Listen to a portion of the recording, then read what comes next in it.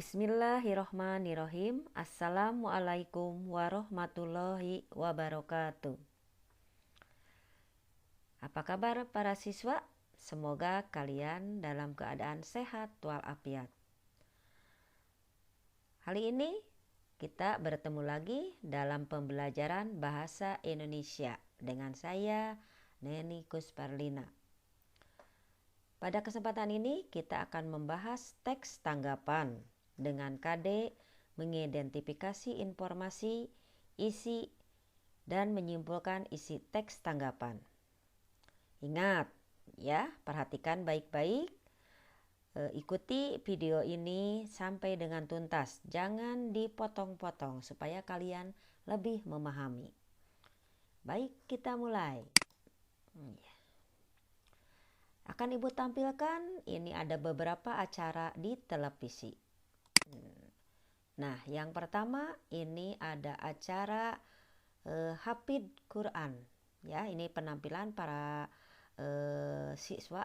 para siswa SD mungkin ya, siswa SD, anak-anak kecil, anak-anak usia usia 5 sampai dengan 12 tahun kalau tidak salah, ini menampilkan keterampilannya. Kenapa ini ditampilkan? Tapi kita lihat dulu gambar selanjutnya. Ini ada lomba nyanyi, ajang pencarian bakat dalam bidang nyanyi. Kalau yang tadi Hafidz Quran ini menguji atau lomba ya mengenai anak-anak yang pandai membaca Al-Quran. Kemudian yang ketiga ini ada gambar reporter sepak bola. Kalian yang suka nonton sepak bola pasti tahu dengan penyiar ini. Baik, kenapa ini Ibu tampilkan? Karena di dalam acara-acara ini ada orang-orang yang menanggapi penampilan. Misalnya di acara Hafidz Quran, ini nanti setelah tampil satu orang peserta, kemudian ada yang menanggapi, memberikan penilaian, baik itu yang berupa kritik, pujian, saran, penolakan, dan lain sebagainya. Begitupun di dalam lomba nyanyi. Ini para juri memberikan penilaian. Begitu di sini juga di dalam sepak bola sama ini. Reporter ini ya yang melaporkan kegiatan sepak bola itu atau pertandingan sepak bola itu, mereka memberikan kritikan juga, pujiannya juga, misalnya Ronaldo misalnya ya, tendangan Ronaldo begitu hebat dan sebagainya ya. Itu makanya ini ditampilkan sebagai contoh kalimat-kalimat yang ada di dalam teks tanggapan. Kalau begitu, apakah itu teks tanggapan? Kita pelajari lebih jauh. Nah, yang akan kita pelajari di dalam teks tanggapan, yang pertama adalah pengertiannya, yang kedua ciri-ciri, dan yang ketiga jenis-jenis teks tanggapan. Kita lihat, yang pertama ada pengertian. Pengertian teks tanggapan. Teks tanggapan adalah teks yang berisi tanggapan berupa dukungan atau penolakan terhadap sebuah hal atau peristiwa yang didukung oleh data pendukung tanggapan. Jadi kalau kita memberikan komentar atau tanggapan kepada seseorang itu harus didukung dengan data, dengan fakta. Ya, kalau kita memuji, apa faktanya? Kalau kita menolak, apa faktanya? Kalau kita memberikan saran, bagaimana sarannya? Ya, ini jadi harus didukung oleh data pendukung. Kemudian ada ciri-ciri teks tanggapan. Yang pertama, memuat tanggapan terhadap masalah yang terjadi di masyarakat. Jadi ada permasalahan, kemudian kita memberikan tanggapan. Baik itu yang tanggapan berupa yang positif maupun yang negatif. Misalnya sekarang sedang adanya wabah pandemi COVID-19. Nah, kita memberikan tanggapan. Tanggapannya terhadap apa? Misalnya terhadap orang-orang yang tidak mau menggunakan masker ketika keluar rumah, atau menganggap bahwa menggunakan masker itu adalah hal yang sia-sia misalnya ya. Kemudian yang kedua, tanggapan disajikan dengan fakta dan alasan yang mendukung tanggapan ini. Ya, ada fakta, ada alasannya. Yang ketiga, memuat konteks masalah, deskripsi, dan penilaian. Ini ada di strukturnya. Kemudian kita lanjut lagi. Nah, jenis-jenis kalimat tanggapan. Ya, kenapa Ibu berikan tanda kurung di dalam kalimat ini? Karena jenis-jenis di sini adalah jenis-jenis kalimat tanggapannya, bukan jenis-jenis tanggapan, ya. Jenis-jenis teks tanggapan bukan, tetapi jenis-jenis kalimat tanggapan. Yang pertama di dalam teks tanggapan itu ada kritik.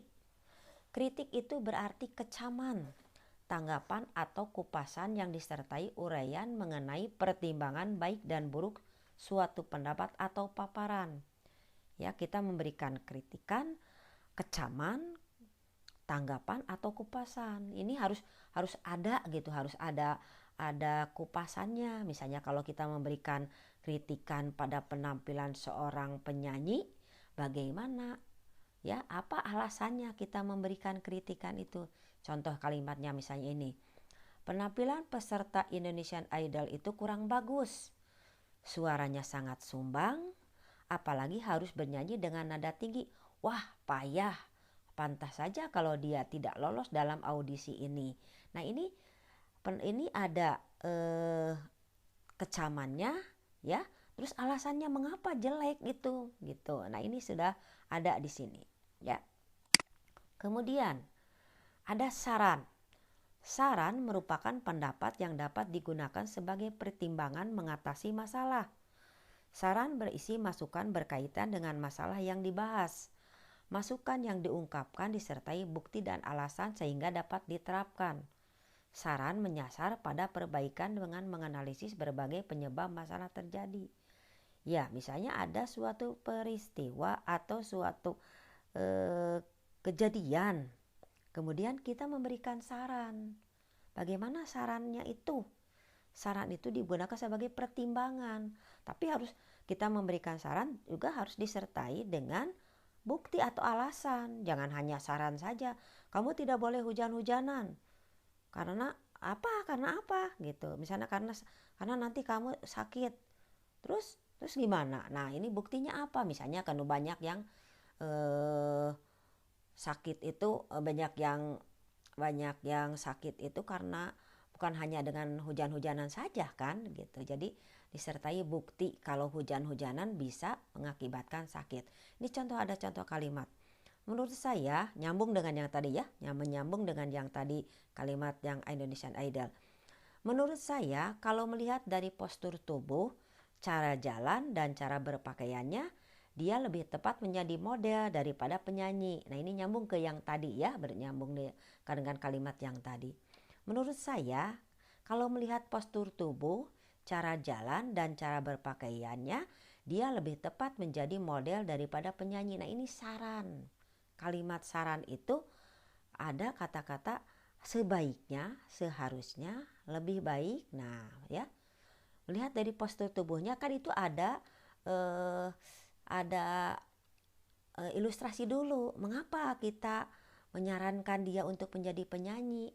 Tidak menyarankan dia untuk menjadi penyanyi, maaf ya. Tetapi hanya menjadi model karena melihat dari postur tubuh, cara jalan dan cara berpakaian. Itulah saran. Kemudian selanjutnya ada sanggahan. Sanggahan merupakan ungkapan ketidaksetujuan dari suatu pendapat. Sanggahan digunakan untuk membantah suatu pendapat. Jadi sudah ada pendapat, kemudian kita menyanggah. Kita setuju sebagian, sedikit gitu, setuju dengan ucapan seseorang itu, tapi tidak secara keseluruhan setuju banget gitu, tidak, tetapi hanya sebagian saja. Contohnya, pada dasarnya saya sependapat dengan apa yang Anda kemukakan bahwa PJJ itu kurang efektif dan Anda lebih menyarankan PTM atau pembelajaran tatap muka. Tapi perlu diingat bahwa sekarang kita masih pandemi. Korban virus ini bukannya berkurang tapi malah bertambah. Tujuan PJJ itu kan untuk memutus mata rantai penyebaran COVID-19. Lagi pula keselamatan siswa, guru dan warga sekolah itu yang utama. Jadi efektifkan saja PJJ. Nah, ini ya. Jadi ini ada yang berpendapat bahwa lebih baik menyelenggarakan PTM karena katanya PJJ itu kurang efektif. Nah, kita menyanggah itu dengan kata-kata seperti ini ya. Jadi ada ungkapan ketidaksetujuan tapi tidak secara seluruhnya. Kita setuju sebagian gitu, itu sanggahan ya, menyetujui sebagian ya, tetapi kita punya pendapat lain gitu ya. Kemudian kita lihat lagi ini penolakan. Nah, ini hampir sama dengan sanggahan. Apa bedanya? Kita lihat nih dari pengertiannya. Penolakan merupakan ungkapan tidak setuju terhadap suatu pendapat dalam menanggapi masalah. Penolakan disampaikan dengan argumen yang tepat, dengan alasan argumen itu. Kalau tadi sanggahan itu kita setuju gitu, tapi ada tapinya gitu. Tapi kalau untuk penolakan itu jelas-jelas kita tidak setuju, udah saja tidak setuju. Misalnya gitu. Ini contohnya, saya tidak akan mengizinkan anak saya untuk mengikuti pembelajaran secara tatap muka karena melihat situasi yang masih belum normal. Korban COVID bukan berkurang, malahan bertambah. Jika pembelajaran tatap muka dipaksakan untuk dilaksanakan, saya khawatir akan tercipta klaster baru penyebaran COVID-19 dari lingkungan pelajar. Nah, ini jelas menolak kan. Saya tidak akan mengizinkan, itu menolak artinya ya. Jadi ini jelas-jelas tidak menyetujui sedikit pun, tetap saja tidak menolak. Beda dengan sanggahan. Kalau sanggahan itu ada sebagian yang kita setujui gitu ya, tetapi kita punya alasan untuk menyanggahnya. Sedangkan menolak tidak setuju saja.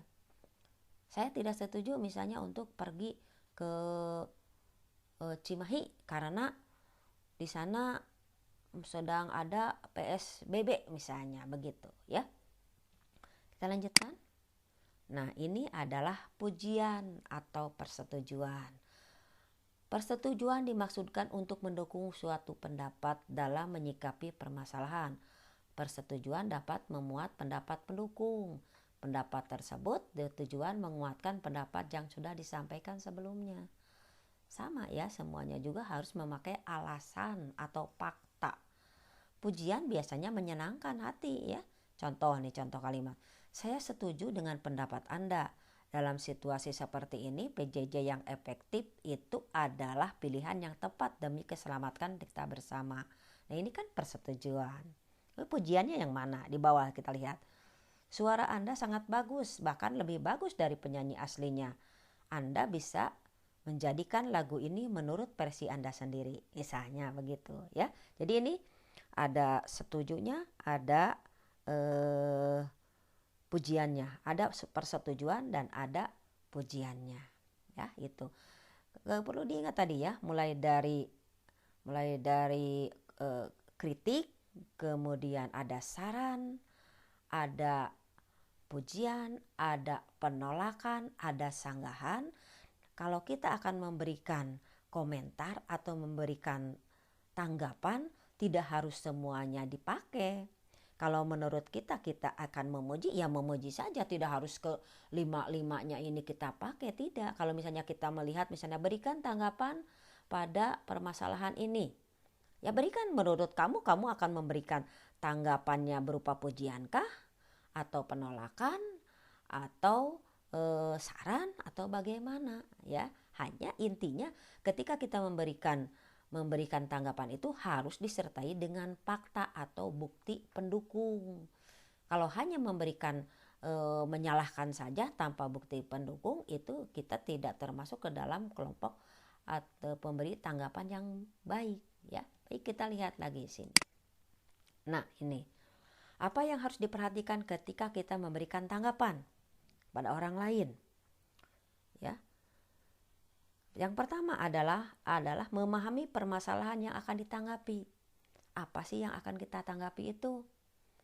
Jangan asal kita memberikan tanggapan tapi kita tidak tahu permasalahannya apa.